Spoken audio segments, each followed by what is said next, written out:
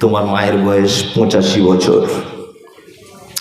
তোমরা 4 ভাই দুতলা বাড়ি করেছো বলে তোমার মা দুতলা সিঁড়ি দিয়ে উঠতে পারে না বলে 4 ভাই যুক্তি করে তোমার মাকে সিঁড়ির তলাতে মশারি টাঙিয়ে রেখে দিয়েছে। তোমার আব্বার বয়স 90 বছর, চোখে কম দেখে, কানে কম শোনে। সবাই যখন বাড়ি ফাঁকা হয়ে ঈদগাহে চলে গেল, তোমার মা তখন মশারিটা তুলে কাঁপানো কাঁপানো কণ্ঠে দিয়ে বলছে, আব্দুল্লাহর আব্বু, তুমি যাবে না ঈদের নামাজ পড়তে? বলছে, যেতে তো ইচ্ছা করে, কিন্তু কে কলের পানিটা টিপে দেবে বল? নতুন পাঞ্জাবিও খুঁজে পাচ্ছি না কোথায় রেখেছি। তোমার 85 বছরের মা তখন হিচড়ে কুচড়ে উঠে বাক্সর ভিতর থেকে গত বছরে তোমার বড় বোনের দেওয়া একটা পাঞ্জাবি, ওই পাঞ্জাবিটা তোমার আব্বাকে আগিয়ে দিয়ে বলেছ, একটু যাও, বছরে একবার অন্তত ঈদগাহটুকু যাও। তোমার আব্বা ঈদের নামাজ পড়া হয়ে গেছে, হাতে লাঠি নিয়ে টলতে টলতে কাঁপতে কাঁপতে কাঁপতে তোমাদের বাড়ির মেন গেটে পর্যন্ত এসে পৌঁছেছে। দুপুর 2টো বাজে। আপনার বাড়িতে শালা শালি আত্মীয় স্বজন সবাই এসেছে, মাংস পরোটা সিমই লাচ্চা সবাই খাচ্ছে। যে এলাকায় যেমন দুপুর 2টো পর্যন্ত 4টে বৌমা থাকার পরেও তোমার আব্বা 1 পেয়ালা গোস্ত আর একটা লুচি পেল না। তোমার মা আজকে ঈদের দিনে গোসল করতে পেল না। 4টে জওয়ান বেটা থাকার পরেও কেন তোমার মায়ের এই অবস্থা? কেন? হ্যাঁ, তোমার মা কিন্তু সব থেকে অপরাধিনী নারী। তোমার মায়ের আজকে এইরকম হওয়াই উচিত ছিল। তোমার মা যে খুব বদমায়েশ, খুব বদমায়েশ মেয়ে তোমার মা। তোমার মায়ের বদমাইশিগুলো একটা একটা করে বলি। জানকীনগরের সব থেকে পর্দানাসীন মহিলা ছিল তোমার মা। জীবনে কোনোদিন কোনো পরপুরুষকে মুখ খুলে এরকম ভাবে দেখেনি তোমার মা, কোনোদিন দেখতো না। তোমার মা জানকীনগরে কোনো পরপুরুষকে মুখ দেখিয়েছে এটা রিপোর্ট নেই। কিন্তু তোমার মতো অপদার্থ ছেলেকে জন্ম দিতে গিয়ে পলাশীর হাসপাতালে পরপুরুষ ডাক্তারের সামনে ছায়া ব্লাউজ স্কুলে উলঙ্গ হয়ে বেডে শুতে হয়েছিল। যে মা মুখ দেখাতো না পরপুরুষকে, তোমার মতো বেটাকে জন্ম দিতে গিয়ে তার সব থেকে গোপনের অঙ্গটা পরপুরুষ ডাক্তার বাবুকে দেখিয়ে দিয়েছিল, লজ্জা করেনি। তোমার মায়ের বদমাইশিটা বলি। তোমার মায়ের মাথার চুল কালো কুচকুচ কুচকুচ কুচকুচ করত, হাঁটু পর্যন্ত দুলতো। পাড়ার অন্য মেয়েরা তোমার মায়ের মাথার চুল দেখতে আসতো। তোমার মতো অপদার্থ ছেলেকে জন্ম দিতে গিয়ে হসপিটালের বেডে কালো চুলগুলো লাল রক্তে জমাট বেঁধে গিয়েছিল। এটা তোমার মায়ের 2য় অপরাধ। তোমার মায়ের 3য় নম্বরের অপরাধ, তোমার মা ছিল ভীতু প্রকৃতির নারী। জীবনে কোনোদিন হাতে ইঞ্জেকশন পর্যন্ত দিতে পারত না, এত ভয় করত।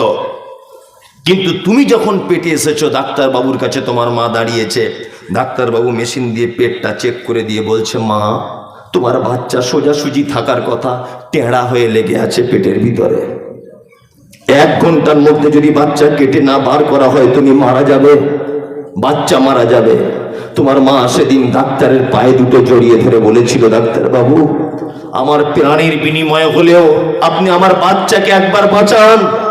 যে মা ইনজেকশন দিতে ভয় করে, সেই মা জীবিত অবস্থায় তোমার মায়ের সাদা হাঁসের ডিমের মতো ফর্সা পেট ডাক্তারবাবু ধারালো কাঁচি দিয়ে ক্যাচ করে কেটে দিয়ে তোমাকে পৃথিবীর আলো দেখানো হয়েছিল।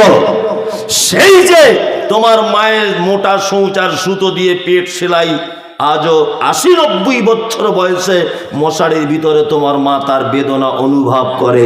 এটা তোমার মায়ের 3 নম্বরের অপরাধ।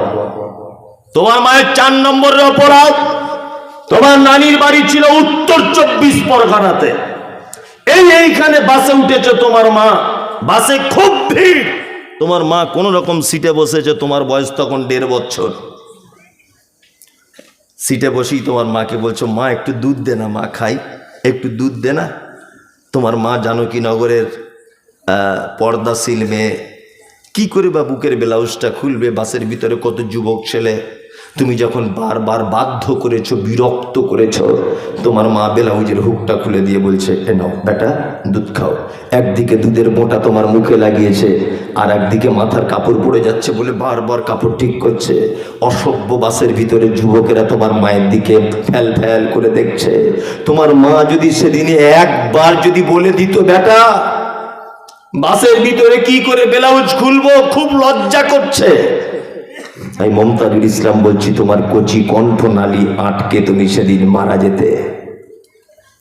চিকিৎসা বিজ্ঞানীরা বলেন প্রত্যেক দিন একটা মা তার বাচ্চাকে 8 বার করে দুধ পান করায়।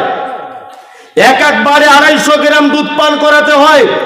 কোরআনের ভাষা 30 মাস দুধ পান করতে হয়। 50 টাকা যদি দুধের কেজি হয়, একটা বাচ্চা তার মায়ের 90,000 টাকার দুধ পান করে।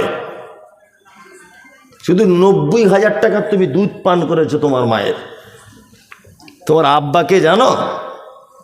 তোমার আব্বা হচ্ছে সেই পুরুষ, পৌষ মাসের কনকনে শীতে টোটো গাড়ি চালাতো, মেন রোডে গিয়ে দাঁড়িয়ে থাকতো, বাস থেকে কখন একটা প্যাসেঞ্জার নামবে, বাড়িতে দিয়ে এসে 100 টাকা পাবে, হ্যাঁ, আর ওই 100 টাকা তোমার পরীক্ষার ফিজ মেটাবে। এটা তোমার আব্বা। তুমি ভালো মিশনে পড়বে বলে দুর্গাপুরে গেছে 60 বছর বয়সে রাজমিস্ত্রির লেবার খাটতে, মাথাতে এরকমভাবে বোঝা তুলে নিয়ে 2 তলা সিঁড়ি দিয়ে তোমার আব্বা কাঁপতে কাঁপতে উঠছিল, একটাই কারণে, আমার ছেলে মানুষের মতো মানুষ হোক। এটা তোমার আব্বা। কোরআন এদের মর্যাদা বাড়াতে বাড়াতে এই কথা বলেছেন, ইয়াসআলুনাকা মাযা ইউনফিকুন কুল মা আনফাকতুম মিন খাইরিন ফালিল ওয়ালিদাইন ওয়াল আকরাবিন ওয়াল ইয়াতামা ওয়াল মাসাকিন ওয়া বনিস সাবিল ওয়া মা তাফআলু মিন খাইরিন ফাইন্নাল্লাহা বিহি আলিম। আল্লাহ সুবহানাহু ওয়া তাআলার কাছে আল্লাহ সুবহানাহু ওয়া তাআলা পবিত্র কোরআনে বলছেন, ইয়াসআলুনাকা মাযা ইউনফিকুন। নবীকে জিজ্ঞাসা করা হচ্ছে, নবী আপনি বলুন সারা পৃথিবীতে যত টাকা পয়সা আমরা খরচা করি, উত্তম খরচা করার জায়গা কোনটা? আল্লাহ তারপরে জবাব দিচ্ছেন, কুল মা আনফাকতুম মিন খাইরিন ফালিল ওয়ালিদাইন। তুমি তোমার পিতামাতার জন্য যে খরচাটা করো, এটা হচ্ছে সব থেকে উত্তম খরচা। হ্যাঁ, মোবাইলটা বন্ধ করুন ভাই, মোবাইলটা বন্ধ করুন। কি বললাম বুঝলেন? আপনি মাদ্রাসায় দান করলেন 100 টাকা, 100 নেকি হতে পারে। 2 মসজিদে দান করলেন 200 টাকা, 200টা নেকি হতে পারে। কিন্তু আজকে এখন এখান থেকে বাড়ি যাওয়ার সময় আপনার মা শীতকালে নামাজ পড়বে, যদি 100 টাকা দিয়ে একটা ওড়না যদি কিনে নিয়ে যান, ইনশাল্লাহ 1 লক্ষ নেকি হবে। কোথায় জান্নাত খুঁজছেন? কিছু লোককে দেখতে পাওয়া যাচ্ছে টাকা বেশি আছে, প্রত্যেক বছর ওমরা হজ করতে যাচ্ছে, প্রতি বছরে। চাচা তসবি গুনতে গুনতে বলছে, মৌলভী সাহেব এবারেও নিয়ত করেছি ইনশাল্লাহ পশ্চিম দিকে যাব বলছে। আর মা 3 মাস পরে পরে পালি সিস্টেমে ভাত খায়। হাজি সাহেব খুব সাবধান, খুব সাবধান। এইখানে ভালো করে সেবা যত্ন করুন, জান্নাতে যাবার রাস্তা রেডি করুন, তবে প্লেনে করে মক্কায় যান, তার আগে নয়। অত সহজ নয়। আপনি ভাববেন না মনে হয় টাকা আছে বলি মক্কা থেকে ঘুরে এলাম আর জান্নাত আমার রেজিস্ট্রি করা হয়ে গেল, অত সহজ নয়। কি বললাম বুঝলেন? আগে এই জান্নাত ঠিক করুন, তবে ওইখানে জান্নাত। অত সহজ নয়। পিতামাতার সঙ্গে সদ্ব্যবহার করবেন ইনশাল্লাহ, ইনশাল্লাহ, ইনশাল্লাহ। বর্তমান সমাজে যত পিতামাতা অবহেলিত, তার 1-2 কারণ। প্রথম নম্বর কারণ হচ্ছে বেটাকে দিনের শিক্ষা না দেওয়া। দ্বিতীয় কারণ, বৌমা হিসাবে ভুল নারীকে নির্বাচন করা। কি বললাম বুঝলেন? নবীজি কি বলেছেন? নবীজি বলেছেন একটা নারীকে বিবাহ করবে 4টে গুণ দেখে। 1, সুন্দরী কিনা দেখো। 2, টাকা পয়সা আছে কিনা দেখো। 3, বংশমর্যাদা ভালো কিনা দেখো। 4, মেয়েটা দিনদারিতা আল্লাহ ভীরুতা আছে কিনা তুমি দেখো। 4টে গুণ, তাই না? আপনি আপনার বেটার বউ দেখতে গেছেন, গিয়ে বলছেন, মা তোমার নাম কি? বলছে শেফালি খাতুন। বাহ, খুব সুন্দর নাম। তোর আব্বা কি করে মা? বলছে আমার আব্বার 4টে লরি আছে। আর পলাশির একদম মেন গেটের সামনে মেন রোডের উপরে 12টা দোকান। তোমরা কটা ভাই বোন?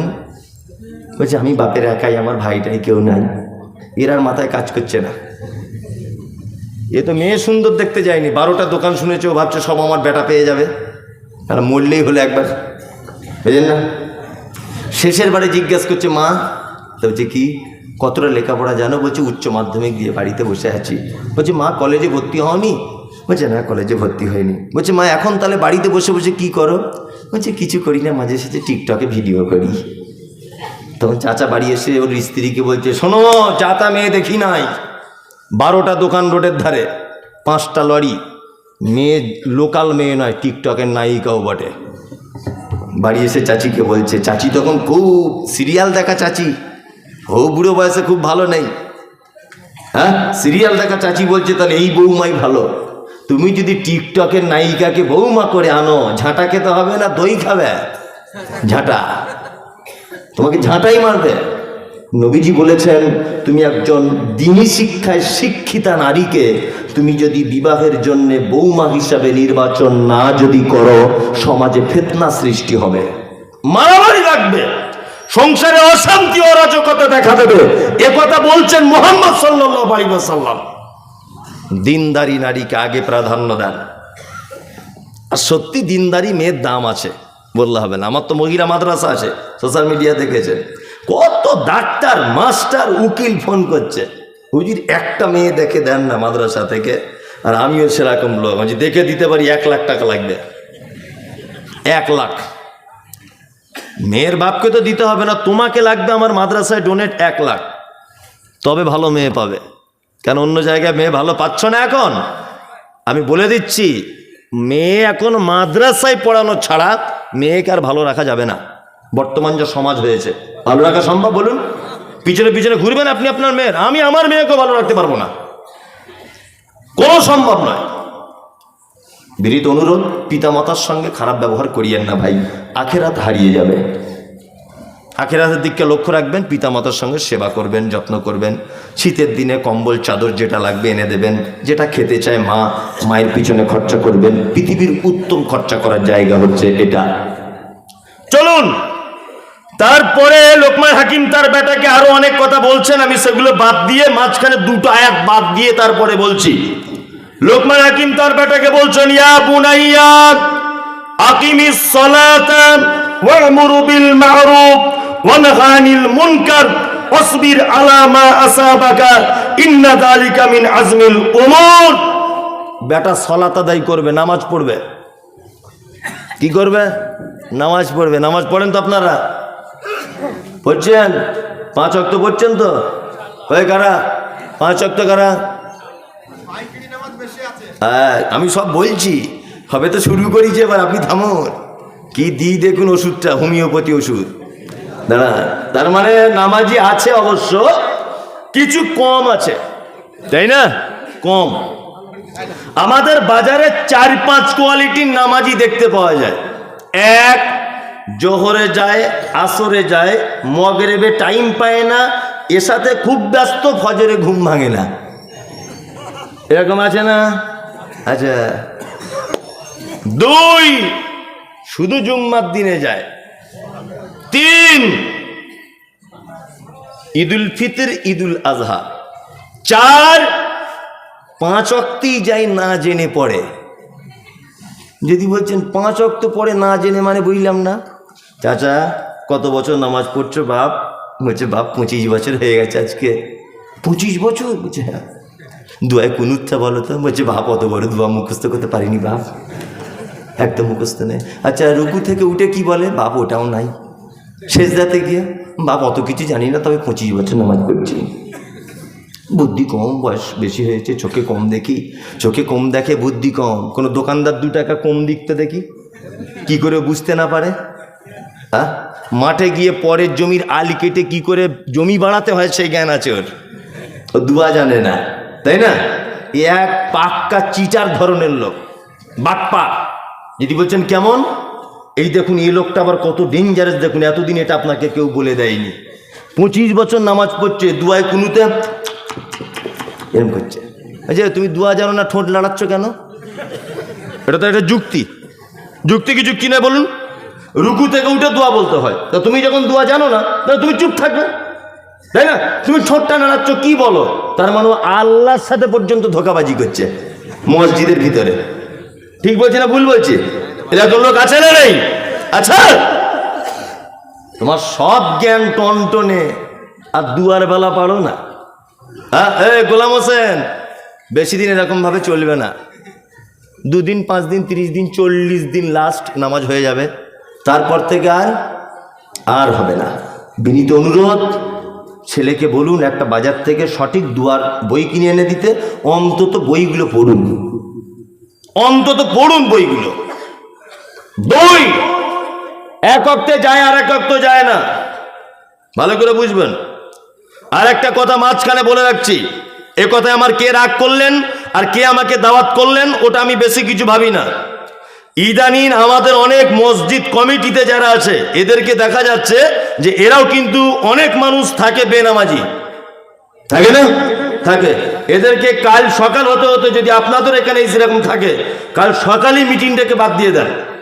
কারণ আল্লাহ কমিটি নির্বাচন করেছেন পবিত্র আল কোরআনে। আল্লাহ দেখুন, ইমাম সাহেবের গলার সুর ভালো হবে কিনা এটা আল্লাহ বলেনি, ইমাম সাহেব দেখতে কেমন হবে এটা আল্লাহ বলেনি, ইমাম সাহেবের যোগ্যতা কতটা থাকবে এটা আল্লাহ বলেনি। কিন্তু আল্লাহ বলেছে মসজিদের কমিটি যারা হবে, যারা এর কমিটি বা এর পরিচালনার দায়িত্ব থাকবে, তার প্রথম গুণ হচ্ছে সালাত আদায় করবে, 5 ওয়াক্তে নামাজ পড়তে হবে তার।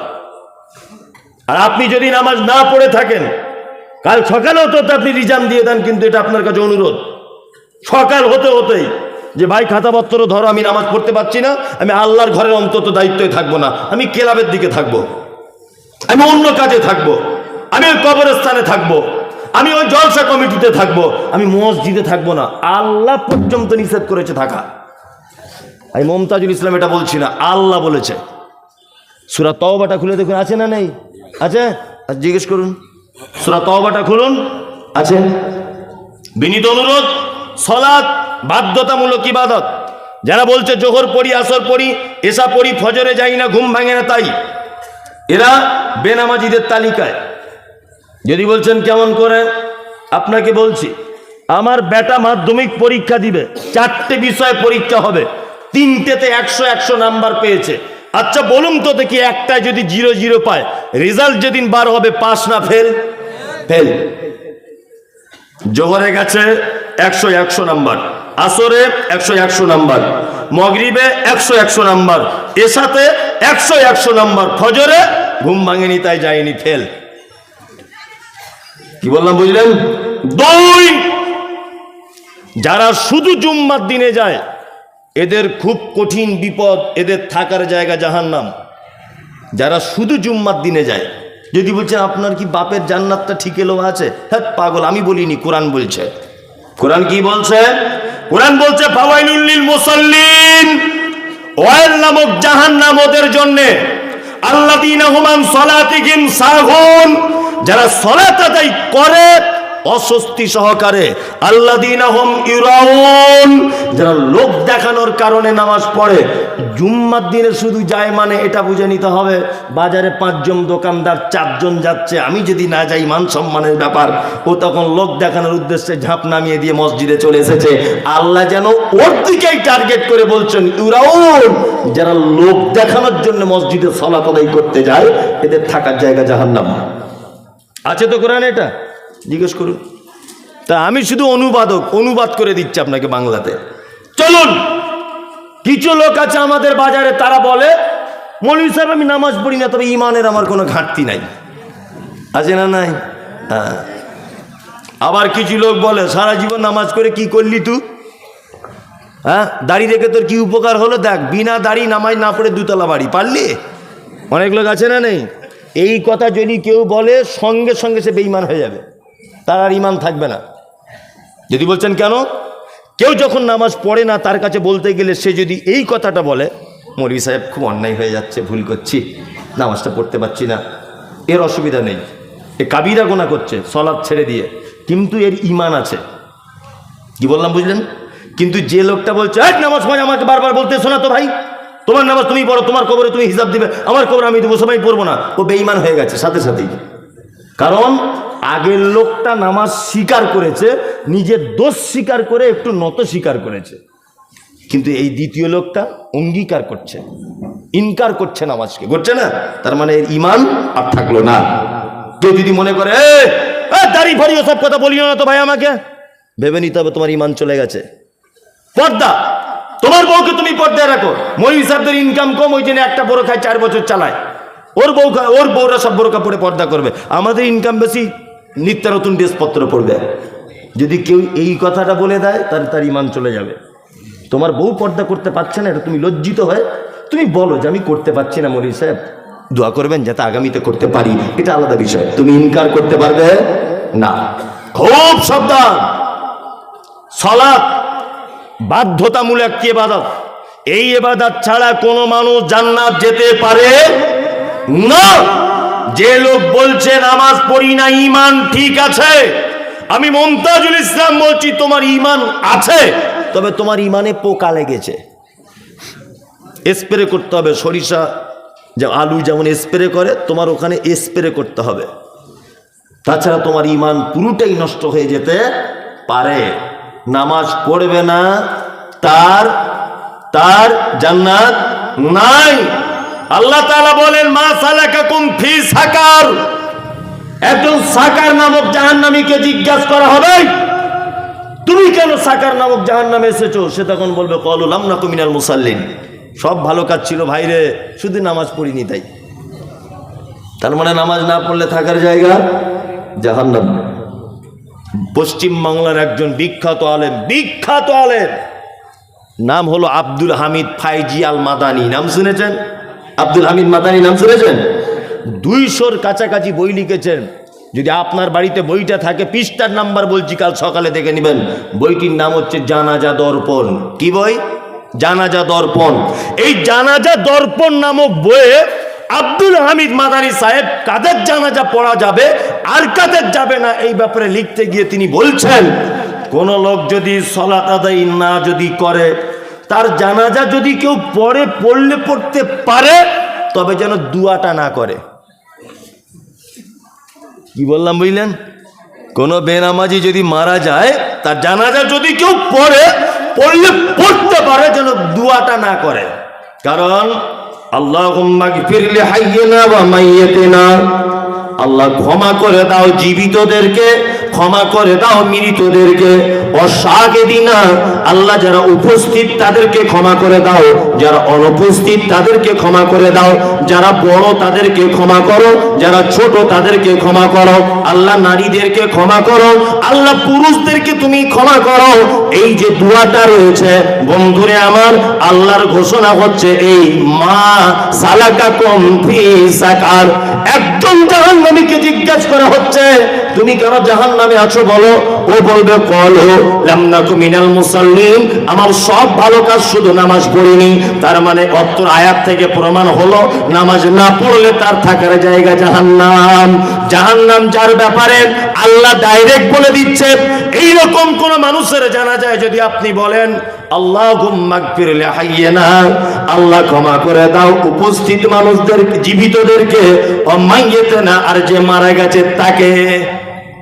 জীবনে নামাজ পড়েনি তার জন্য যদি এই দুয়াটা করেন, তাহলে আল্লাহর উপরে চলে যাওয়া হয়ে যাচ্ছে না? আল্লাহ তো ঘোষণা করছে জাহান্নাম, আর আপনি বলছেন ওকে ক্ষমা করে দেন।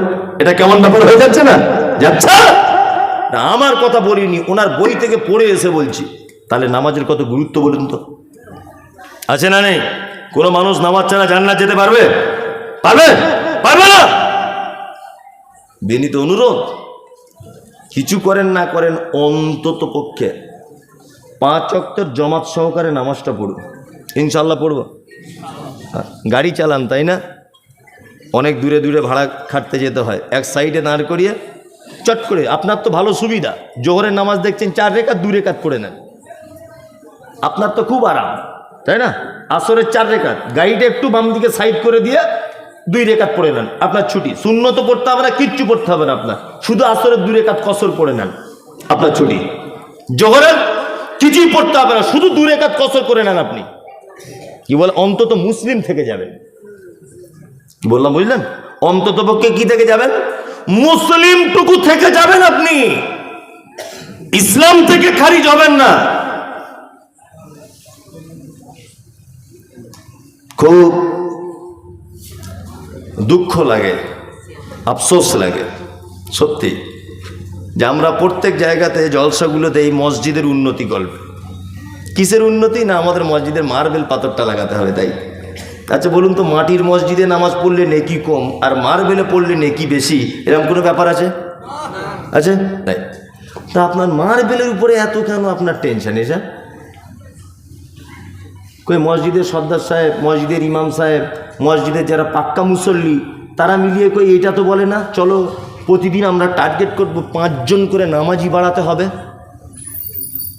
পাড়ায় পাড়ায় ঘুরি, চলো ভাই হাতটা ধরে বলি, তাহলে ইমাম সাহেবেরও লাভ হলো, তাই না? ইমাম সাহেবেরও লাভ হলো, সর্দার সাহেবেরও লাভ হলো। কারণ লাভ এই যে ওদের কথাতে যদিও নামাজ ধরে যায়, ও যতদিন নামাজ পড়বে এরা ততদিন নাকি পাবে। লাভ হলো না লস হলো? শুধু সিমেন্ট আদায় করতে ছুটছে সব জায়গাতে, আমাদের গ্রামেও তাই। কি বললাম? শুধু সিমেন্ট আদায়, বালি আদায়, রড দাও, পাথর দাও, মসজিদ বিশাল চিকচক ঝিকঝাক মার্বেল পাথর, জানো একেবারে নিজের ছবি নিজে দেখতে পাচ্ছে। ফজরে 3 জন, বলুন তো এই মসজিদের কোনো কোনো কদর আছে? হ্যাঁ, নাই। হ্যাঁ, বিয়ে বাড়িতে গান বাজছে, ঢোল বাজছে, ও আজকে বুবুর হাসি খুশি, কালকে বুবুর বিয়ে, সব গান টান চলছে, কেউ ড্যান্স করছে, ডিজে বাজছে, সব রেডি, প্যান্ডেল মিষ্টি মেটাই সব চলে এসেছে, বর আসেনি। বর, আচ্ছা বলুন তো বিয়ের দাম আছে? বিয়ের মেন কে? বর। বর না এলে বিয়ের দাম নাই। মসজিদে রং করা, আতর লাগানো, টাইলস, ওই আপনার রাজস্থানের শ্বেত পাথর সব দিয়ে সাজানো, নামাজই নাই সব জায়গাতে। সব জায়গাতে, আপনাদের কথা বলছি না আমি একা, সব জায়গাতে এখন এই অবস্থা। এই অবস্থা নাই প্রতিটা জায়গাতে। তার মানে মানুষ একটা সহজ রাস্তা বুঝেছে। কি রাস্তা বলুন তো? এই যে একজনে 5,000 টাকা দিয়েছে আর বক্তা বলছে, ও গো আল্লাহ দয়াময়, দয়ারি সাগর, করুণা করো গো তুমি অমুকের উপর, মানে এমন দোয়া করছে মনে হচ্ছে জান্নাতে জায়গা নাই, ওকে ঠেলে ঢোকাচ্ছে, তুই ঢোক তাড়াতাড়ি। কি বুঝেছে? কেউ 2,000 দিচ্ছে, মাঝখানে ছেড়ে দিয়ে পালিয়ে আসছে, কেউ 20,000 ঢুকিয়ে দিয়ে চলে আসছে জান্নাতে। মানে এও ভাবছে যদি এত বড় বক্তা মমতাজুল ইসলাম, সারা পশ্চিমবাংলার নাম করা লোক, এ আমার জন্য দোয়া করছে জান্নাত যাবো না, মানে ঘোড়ার ডিম যাবে। 10 পয়সা নেকি নাই। সলাৎ ছাড়া তোমার কোনো নেকি কিয়ামতের দিন আল্লাহর দরবারে কাজে আসবে না, আসবে না, আসবে না, কোশ্চিন কালেও আসবে না। কি বললাম বুঝলেন? আসবে না। সলাৎটা ঠিক কেমন জানেন তো? নামাজটা কেমন জানেন? আপনাকে বোঝায়। আমার ছেলে আমাকে মাঝে সাঝে বলে, আব্বা মিলিটারির চাকরি করব। এই আর কি, আমার ছেলের বয়স 12 বছর, শুধু বলে আব্বা বড় হলে আমি মিলিটারি হব। আমি যদি হবি হ, তো যদি শখ থাকে তাই হয়। 12 বছর বয়স, কিন্তু আমার থেকে আমার ছেলে এতটা আরো লম্বা বেশি, আর সেই চেহারা স্বাস্থ্য মিলিটারি মতোই লাগে দেখে আর কি, বাঘের বাচ্চা। তাই বলছি ঠিক আছে তুই মিলিটারি হ, তাহলে অসুবিধা নেই। ও তো বোঝে না ক বছর বয়সের। তা বোঝানোর জন্য বলছি, আমার ছেলে পরীক্ষা দিয়েছে, ধরে নেন রান করেছে মাঠে ফার্স্ট, একদম 1 নম্বরে। আমার ছেলে জাম দিয়েছে, আমার ছেলে ফার্স্ট। লিখিত পরীক্ষায় আমার ছেলে ফার্স্ট, মৌখিক পরীক্ষা আমার ছেলে ফার্স্ট। লাস্ট একটা জিনিস পরীক্ষা, হাইটটা মাপা হচ্ছে, তখন যে অফিসার মাপছে ফিতে নিয়ে দেখছে আমার ছেলে 3.5 ফুট। আচ্ছা বলুন তো চাকরি হবে মিলিটারিতে? হবে? হবে না। হেডমাস্টার হতে পারবে, ও ডাক্তার হতে পারবে, ও ইঞ্জিনিয়ার হতে পারবে, তাই না? ও উকিল হতে পারবে, ও ব্যারিস্টার হবে, ও বিচারপতি হবে, সব কিছু হবে। কিন্তু মিলিটারি এই চাকরিটা বা আর্মিতে আমার ছেলে কোশ্চিন কালেও চান্স পাবে না। কারণ এই চাকরির শর্তটাই হচ্ছে লেখাপড়া তুমি মাধ্যমিক উচ্চ মাধ্যমিকে 4-5টা ব্যাক পাবো, তো অসুবিধা নেই। হাইট ভালো হতে হবে, চেহারা ভালো হতে হবে, রান ভালো করতে হবে, ক্ষমতা ভালো থাকতে হবে, শরীরে কোনো খুঁত থাকলে হবে না, এটাই ব্যাপার, তাই না? হাইট ভালো হতে হবে, তার মানে বোঝা যাচ্ছে যে এই ডিপার্টমেন্টের এটাই মেন শর্ট, যে হাইটটা ভালো হতে হবে। ঠিক তেমন জাকাত দিয়েছেন আলহামদুলিল্লাহ, জলসা শুনেছেন আলহামদুলিল্লাহ, নেকি হয়েছে, কোনো অসুবিধা নেই, কোনো অসুবিধা নেই। বুনের জমি বুঝে দিয়েছেন আলহামদুলিল্লাহ, খুব ভালো জিনিস। পাড়া প্রতিবেশী সবার সঙ্গে ভালো ব্যবহার করেছেন আলহামদুলিল্লাহ, খুব ভালো জিনিস। শুধু নামাজ নেই, জান্নাত নেই। সব ভালো কাজ, শুধু নামাজটা নেই, জান্নাত নেই। জান্নাতের মূল শর্তই ইবাদতটা। কি বুঝতে পারছেন? স্টেজে সবাই মোটামুটি ঘুম ঘুম ভাব, 11:30 বেজে গেছে, 12টা বাজতে যাচ্ছে, বুঝলেন না? সবাই ঘুম ঘুম ভাব। আর আমার আল্লাহর রহমতে সব ঘুম টুম লাগে না, যাই হোক, আমার কোনো ব্যাপার নয়, আপনি চালিয়ে যান, মজা লেগেছে খুব। আল্লাহ তাআলা তারপরে বলছেন, ইয়া বুনাইয়া আকিমিস সালাত।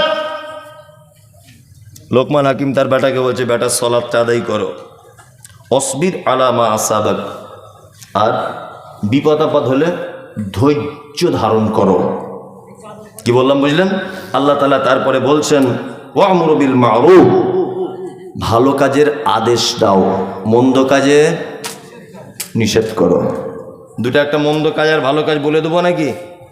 বলে দিই, বলে দিই। প্রথম মেয়েরা শুনছে নাকি কোথা থেকে?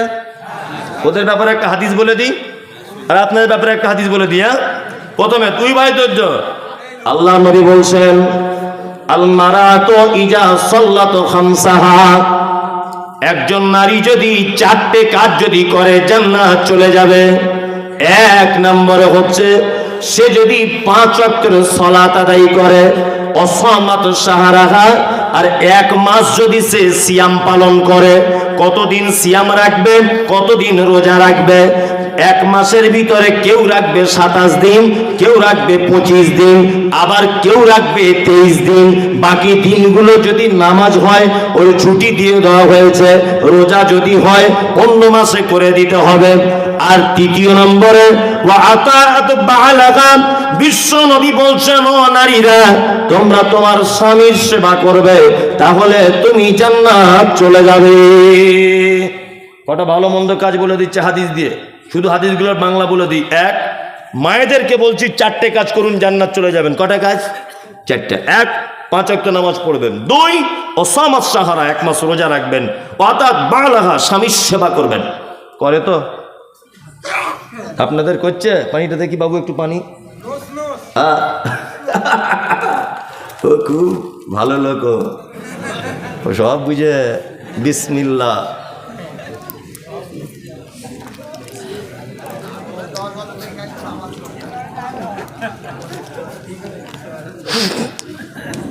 আলহামদুলিল্লাহ। স্বামীর সেবা করবে। ওসব আমাদের ভালোবাসা প্রেম প্রীতির কথা বাদ দেন। বিশ্ব বরেণ্য নবী মুহাম্মদুর রাসূলুল্লাহ সাল্লাল্লাহু আলাইহি ওয়াসাল্লামের বিবিদের কাছে একবার যাওয়া যাক, যে তাদের বিবিদের সঙ্গে নবীদের কেমন ভালোবাসা ছিল। আম্মা জান আয়েশা বলছেন, যে গেলাসে আমি পানি পান করিতাম, পান করা হয়ে গেলে নবীকে দিতাম। দেখিতাম আমি অগণিজ নয়নেতে, ওখানে মুখ লাগাইয়া নবী পান করিতেন। গোস্ত খেয়ে হাড্ডি গুলো ফেলিয়া দিতাম, চুষে চুষে খেত নবী চোখেতে দেখিতাম। আম্মা জান আয়েশা বলছেন, আমি গেলাসে যে জায়গাটা মুখ লাগিয়ে পানি পান করেছি, গেলাসটা এরকম করে রেখেছি, আড়ালে আড়ালে দেখেছি আল্লাহর নবী ওই জায়গাটাতেই মুখ লাগিয়ে আবার তিনি পানি পান করতেন। আমাদের বাড়িতে যদি কখনো গোস্তের হাদিয়া আসতো, তাহলে আমি অল্প বয়সের নারী, গোস্ত ভালো চিবাতে পারতাম না, হাড্ডিটা গোস্ত সহ ফেলে দিতাম দস্তরখানে। আল্লাহর নবীকে দেখেছি ওই হাড্ডিটা আবার তুলে নিয়ে চিবিয়ে চিবিয়ে রস বার করে করে খেতেন। এই ভালোবাসা আছে? নাই। আপনার বউ আপনার আঁটু খায়, হারামখোর সারাদিন যা বিড়ি টানে, ওর মুখের যা গন্ধ, ঠিক বলছি কিনা? ওর মুখে যা গন্ধ, ওর বউ থাকে কি করে সেটাই ভাবি। আশ্চর্য ব্যাপার। বাসে ট্রেনে তো উঠি না, নিজের গাড়িতে করে যাতায়াত করি, তো যখন বাসে ট্রেনে উঠতাম এই বিড়ি সিগারেট এসব যারা খেয়ে ওঠে, এত গন্ধ, পাশে থাকে কে? আঁটু খাওয়া তো দূরের কথা, তাই না? আর আম্মা জান আয়েশা কি বলছেন, যে গেলাসে আমি পানি পান করিতাম, পান করা হয়ে গেলে নবীকে দিতাম। দেখিতাম আমি অগণিজ নয়নেতে, ওখানে মুখ লাগাইয়া নবী পান করিতেন। গোস্ত খেয়ে হাড্ডিগুলো ফেলিয়া দিতাম, চুষে চুষে খেত নবী চোখেতে দেখিতাম। বিশ্ব নবী বলছেন ওয়া আতাআত বালাহা, ও নারীরা তোমরা স্বামীর সেবা করবে। ওয়া আহসানাত ফারজাহা, 4 নম্বরে শুনে নাও, তুমি তোমার লজ্জাস্থানের হেফাজত করবে। তাদখুল মিন আই আবওয়াবিল জান্নাতি সাত, তাহলে জান্নাতের 8টা দরজার ভিতরে যে কোনো দরজা দিয়ে তুমি চলে যাবে, পৃথিবীর কেউ তোমাকে আটকাতে যাবে না, কেউ আটকাবে না। লজ্জাস্থানে হেফাজত, পর্দা করতে হবে। এই মেয়েরা করে নদিয়ায়, হ্যাঁ মনে হচ্ছে যেন জজ কোর্ট, সুপ্রিম কোর্ট, কোর্ট বসে না, আমাদের ওদিকে বসে। 4 জন এই জায়গায় বসে আছে রাস্তার উপরে, মেয়ে ছেলে এলে গল্প করছে। সব জায়গা আছে না, সব দরজায় দরজায় দেখছেন। তাহলে আমি মনের কথা বুঝতে পারছি কোন জায়গা কি ওষুধ লাগবে। সব ঘটনা ঘটছে কি করছে না, আর ওদের কাজই হচ্ছে। কি ব্যাপার, ও কথা বলছে কার সাথে? ওর বউকে গিয়ে বলছে, ভাবি ও খাদিজা ভাবি একটা কথা বলবো। ভাই মনে হয় কারুর পাল্লায় পড়েছে। এই যে বলে দিয়ে চলে গেল, সংসারে 12:30 বাজিয়ে দিয়ে গেল। কি বলছি বুঝতে পারছেন না? এদের কাজই হচ্ছে পিয়নগিরি করা, নারী জাসুসি করা। এইখানে 4 জন, ওইখানে 4 জন, ওইখানে 5 জন বসে বসে এর বইয়ের কথা, ওই মৌলবী ইমামের কথা, ওই অমুকের মা কি করে, ওই অমুকের বেটা কি করে, সারাদিন এই কথা, সারাদিন এই কথা না, এই কথা। মনে হচ্ছে পাড়ার রিপোর্টার। সব পাড়াতে, গ্রামে গ্রামে, প্রত্যেক পাড়ায় এইরকম একটা একটা নায়িকা থাকে, যে সবাইকে আবার পরিচালনা করে। সবার আগে কথা তার কাছে প্রথমে আসে। কি বললাম বুঝলেন না? এরকম আছে না নেই? আচ্ছা, হযরত মুহাম্মদ বোকা লোক ছিলেন না খুব জ্ঞানী লোক ছিলেন? জ্ঞানী লোক ছিলেন। নবীজি কি বলছেন? আল্লাহ নবী বলছেন, যে রাতে মিরাজ হলো বিশ্ব নবীজির, নবী বলে জাহান্নামে নারীদের ভিড়। একজন মহিলা বলে বিশ্ব নবীজিরে, কোন কারণে বেশি ভাগ যাব জাহান্নামে? প্রথম কারণ হলো অধিক নারীগণ, অল্প ধলেতে তাদের ভরে না গমন। দ্বিতীয় কারণ হলো অধিক নারীগণে আর ঝগড়াঝাটি বেশি করে নিজে স্বামীর সনে। তৃতীয় কারণ হলো শোনো সমাচার, না শুকরিয়া করে ও নিয়ামত আমার। গীবত যে বেশি করে এক অপরের তরে, এহেন কারণে নারী যাবে জাহান্নামে। বিশ্বনবী বলছেন, আমি মিরাজের রাত্রিতে রাস্তাতে অনেক ঘটনা ঘটেছে। আমি জান্নাতের ভিতরে দেখলাম শুধু যেন রিক্সা চালকেরা, ফুচকাওয়ালারা, ফেরিওয়ালারা, গরিব মানুষেরা, যাকে পাড়ার লোক তুচ্ছ মনে করত, যাদেরকে 10 পয়সা দাম দিত না, এই কোয়ালিটির মানুষগুলিকে দেখলাম জান্নাতের ভিতরে তারা সিট দখল করে আছে। আর জাহান্নামের দিকে তাকিয়ে দেখলাম অহংকারী ধনী মানুষেরা, আর অধিকাংশ নারীদেরকে দেখলাম যে নারীরা যেন সব জাহান্নামের ভিতরে যেন রয়েছে। বিশ্বনবী ফেরত এলেন, বক্তব্য রাখতে রাখতে বলছেন, ইয়া মাশারান নিসা, হে নারী জাতি, তাসাদ্দাকনা তাসাদ্দাকনা, তোমরা বেশি করে সাদকা করো। একজন নারী বলছেন, আল্লাহর নবী কেন আপনি আমাদেরকে বারবার সাদকা করার কথা বলছেন? বিশ্বনবী বলছেন, এই মাত্র তোমাদেরকে জাহান্নামে দেখে এলাম যে তোমাদের অধিকাংশ নারী জাহান্নামের ভিতরে রয়েছে। এক প্রথম কারণ হচ্ছে অল্প জিনিসে তোমাদের মন ভরে না। পরীক্ষা করে দেখবেন, ভরে না, ভরে না, ভরে না। ওর এত আছে তবুও বলবে নাই। এটা নারী। 2, স্বামীর অকৃতজ্ঞতা, সব সময়তেই অকৃতজ্ঞতা নেই। ও সব ভালো, সারা জীবন একটা প্রাণী আছে যার খায় তার বদনাম করে, তার নাম নারী। বুঝলেন তো? 30 বছর আপনার সংসার করছে, 30 বছরে মাঠ থেকে একটা বড় কাঁঠাল এনে স্বামী স্ত্রী দুজনা দুপুরবেলাতে খেতে বসেছেন, কাঁঠালটা ভেঙে। তা আপনার বউকে বলুন, নাফিসার মা, আমাদের কাঁঠালটা কি মিষ্টি বলো। দেখবেন ও এক চান্সে বলবে, তুমি যতই ফটর ফটর করো আমার বড় ভাইদের গাছের মতো মিষ্টি নয়। এটা বলবেই, এটা ওর চরিত্র। হ্যাঁ একদম।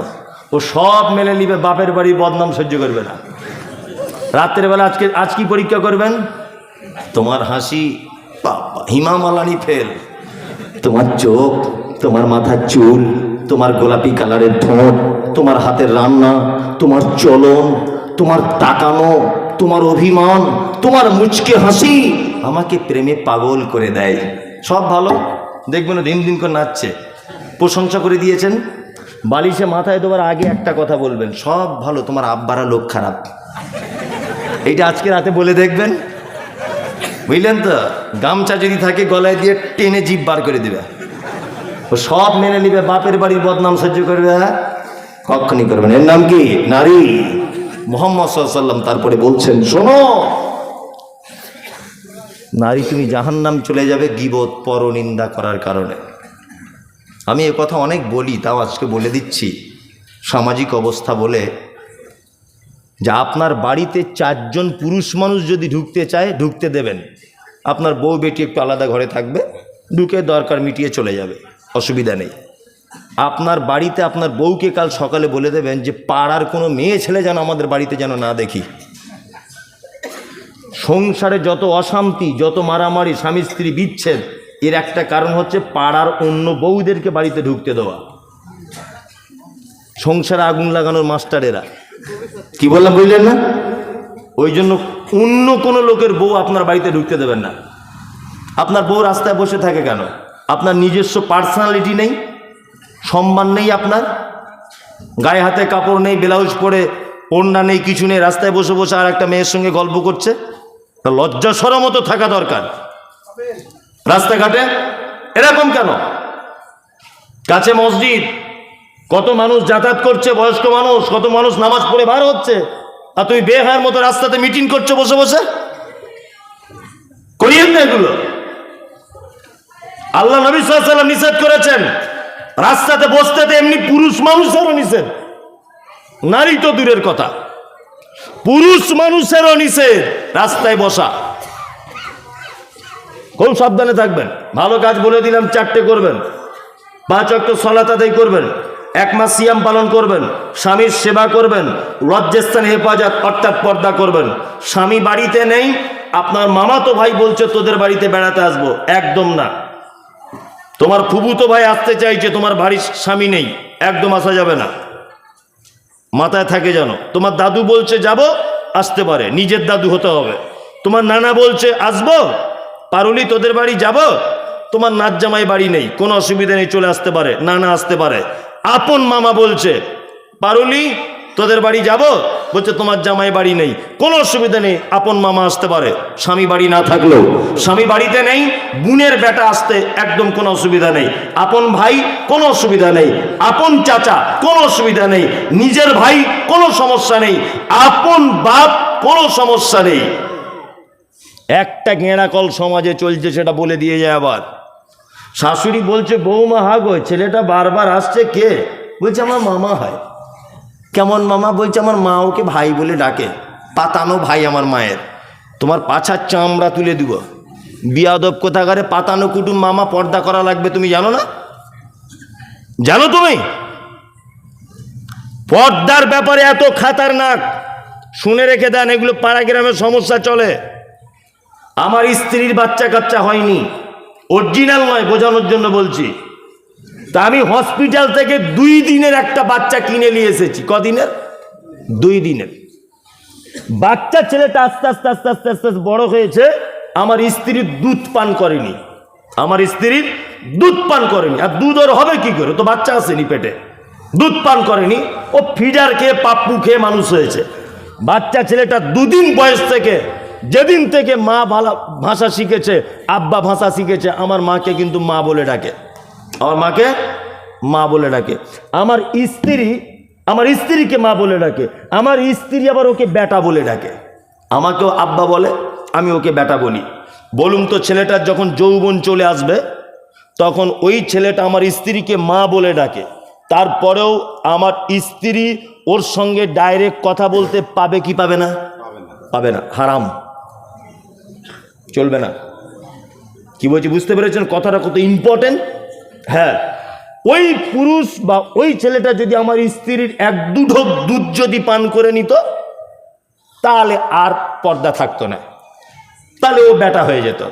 কিন্তু আমার স্ত্রী যে দুধ পান করায়নি, তার মানে বোঝা যাচ্ছে অনেক ছেলে বলে না যে ছেলেটা পুষেছে, ছেলেটা অন্য ছেলে মানুষ করছে, বলে কি বলে না, এ আমাদের বাড়ির ছেলের মতো, অত সহজ নয়। কে বলেছে তোমায় বেটার মতো? ওর সামনে পর্দা ফরজ করতে হবে, পর্দা। জামাই যদি হয় তাহলে শাশুড়ির পর্দার দরকার নেই, জামাই শাশুড়ি বেটার মায়ের মতো। পৃথিবীতে একটা মাত্র সম্পর্ক আছে যাকে কোশ্চিন কালে বিবাহ করা যায় না, হারাম। এক, সেটা হচ্ছে শাশুড়ি। আমার স্ত্রীকে বিয়ে করেছিলাম, 3 দিন পরে ডিভোর্স হয়ে গেছে।